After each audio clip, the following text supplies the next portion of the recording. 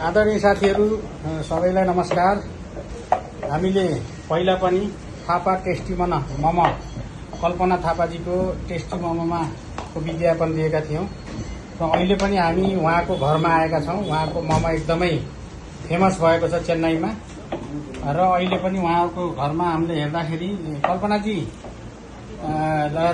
कल्पनाजी स्वयं आफै कसिनुहुन्छ। उहाँ यो थापा टेस्टी मोमोको ओनर हो र उहाँहरूले यसरी चाहिँ नि बनाइराख्नु भएको छ। यी बहिनीहरूले एकदम हाइजेनिक तरिकाबाट बालसाल झर्छ भनेर पनि टोपी सोपी एकदम लाएर एकदमै स्वच्छ तरिकाबाट बनाइराख्नु भएको छ मोमोहरू। यति धेरै भाइहरू हुनुहुन्छ यहाँ र चाहिँ बहिनी तपाईको नाम के हो?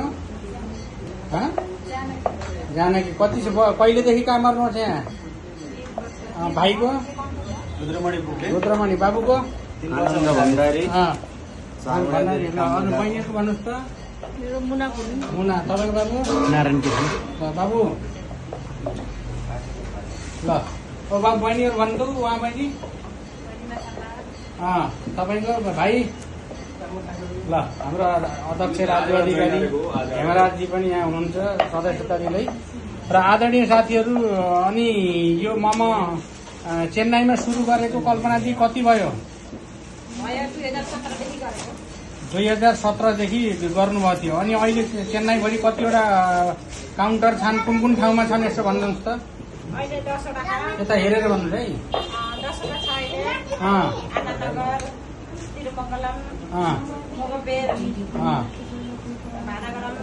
हजुर। ओके। अनि भनेपछि तपाईँले आफ्नो काउन्टरमा मात्रै मोमो सप्लाई गर्नुहुन्छ कि त्योभन्दा बाहिर पनि अर्डर लिनुहुन्छ? ए बाहिर धेरै छ, अनलाइनमा पनि छ। के भनेर हाने आउँछ अनलाइनमा? थापा टेस्टी मोमो भने चाहिँ आउँछ। जस्तै तपाईँले यो अखिल भारत नेपाली एकता समाजको क्यालेन्डरमा पनि तपाईँले विज्ञापन दिइरहनु भएको छ नि, हो त्यही हो नि? हजुर। ल एकदमै राम्रो छ। अनि कल्पनाजीको चाहिँ चेन्नईमा 10वटा काउन्टर छन् भने त्यसमा लगभग कतिजना मान्छेले रोजगारी दिनुभएको छ कल्पना थापाजी? 15 जना जतिलाई रोजगारी पनि दिनुभएको छ। र आदरणीय साथीहरू, उहाँहरूले यो मोमो बनाउन लागेको 2017बाट कल्पनाजीले चेन्नईमा यहाँको नेपाली मान्छेहरूलाई मात्रै नभएर तमिलनाडुको स्थानीय साथीहरूले पनि अत्यन्तै त्यसलाई स्वादिष्ट तरिकाबाट खाने गरेको हामीले देखेका छौं र उनीहरूले पनि व्यापक रूपमा घरमा अर्डर गर्ने